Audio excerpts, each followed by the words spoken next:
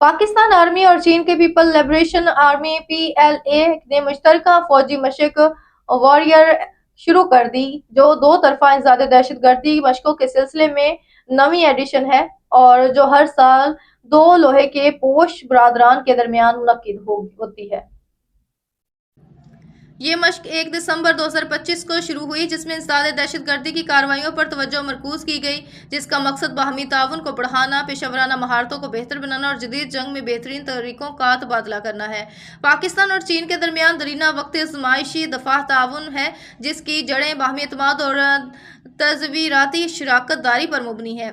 warrior XI مشق دونوں ممالک کے درمیان مضبوط فوجی سے فوجی تعلقات کے ثبوت کے طور پر کھڑی ہے اور علاقائی امن، استحکام اور سلامتی کے لیے ان کی مشترکہ